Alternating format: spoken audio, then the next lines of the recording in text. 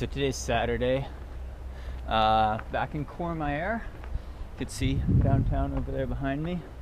This is where the aid station is, in this building over here. But I'm gonna run out and try to meet Sandy up on this big climb. Run on the course backwards a bit, try to get up high. Hopefully if the weather holds up there. Beautiful day, but definitely tapering down. Not gonna do too much vertical after this or run for very long at all, that's for sure.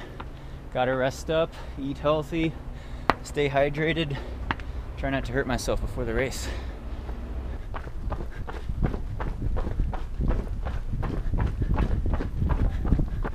Here we go.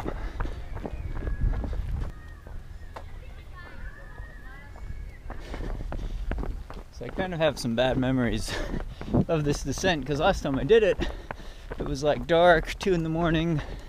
I was limping down, injured, into that aid station where I got stitches and antibiotics, and my knee was really messed up. So that was a kind of a no-choice DNF 2 years ago here when I tried UTMB. Should have been my first 100 finish. I've only finished 100 in my career, started 3 Western States, which was really rough, massive dehydration, puking, suicide pace in the heat. I made it through course record pace through Cal 1 at Western States, and that ended poorly. So hopefully the goal of UTMB is to finish strong, and you know, the course is the big challenge. You challenge yourself with your expectations, you challenge yourself with other competitors, try to bring out the best in you, but you also challenge yourself against surviving the course, because that's what it's really about, surviving and not slowing down too much.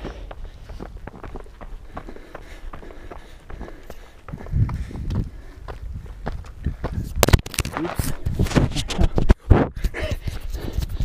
Man. Oh yeah, people are commenting on my pack. This is the Nathan Fast Pack, 25 liters. For the race, I'll wear the Krar vest, Vapor Krar, 12 liters I believe. It fits all the UTMB required gear. I'm just carrying this because I have a drone in the back and it's easier to pack in the heavy drone. Plus it's good extra weight training. Makes my race pack feel light. But I've been running with the race pack, mainly the Vapor Krar, with all the required gear. Got to carry a lot. Could be inclement weather. So I can't talk for all American tourists over here, but for me it's really sad because I only speak English. Not even very fluently, actually. There's some grammatical things in English that I screw up, which is really sad. But you know, a lot of people in Europe and other countries, they of course speak multiple languages, and you get spoiled because you know, I know a couple words in French, but pronunciation's really off. Same thing with Italy, things like that. But definitely mispronounce a lot of town names, which could be embarrassing. So again, really just making fun of myself. So obviously I don't speak for all Americans, but looking phonetically in English, traveling, here's some mispronunciations of towns that are very embarrassing. For example, Chamonix. This is a good one here, because Nico had no idea what town I was talking about. Les Hoches. Let's see what else we got. Champex Lake, Lock. I guess that's kind of phonetic. Let me think. Courmayeur. Less contan mines. That might be okay actually. But yeah, just some examples. Again, doing this, I don't mean to offend, just laughing at myself. I do know how to pronounce a couple words, but pronunciation's probably still off, which is really embarrassing. It's really sad. You know, a lot of Americans can only speak English semi-fluently. We can't speak other languages fluently. But so many people over here speak multiple languages very fluently, very well. And yeah, it's just a different perspective when you travel.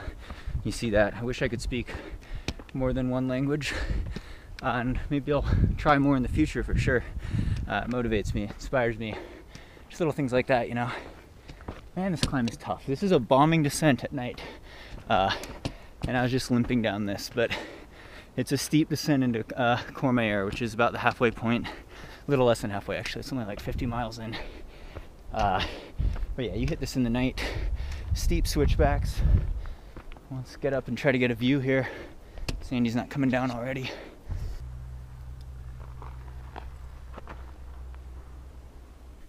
Getting up on the ski slips.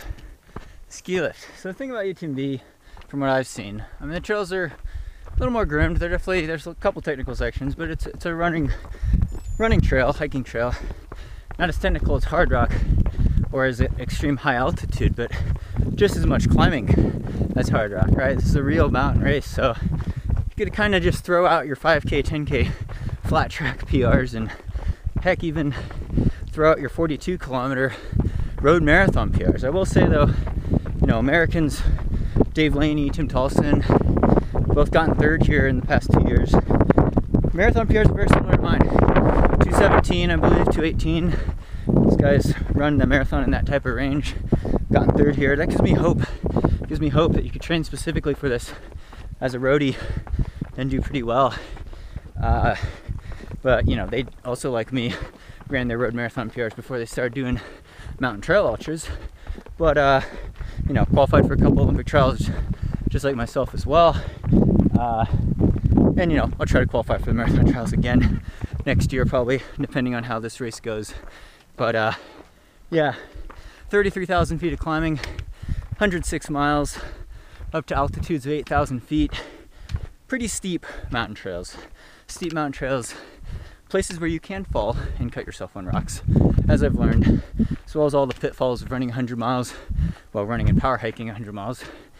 Massive dehydration, muscle failure, glycogen depletion, bonking, mental fatigue, fatigue from lack of sleep, sleep deprivation, all sorts of things that could go wrong. But that's part of the fun, right? Look at these flowers. Whew. Hey, busy bee. You're a busy bee. Busy bee. Colors. Beautiful up here. Try to get a view of Mount Blanc from the other side here.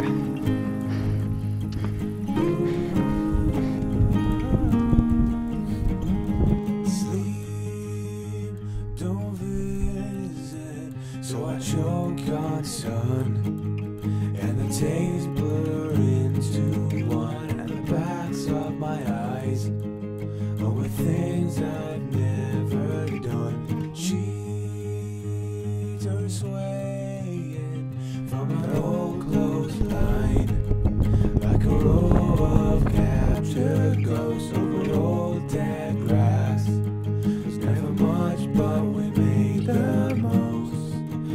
I've gone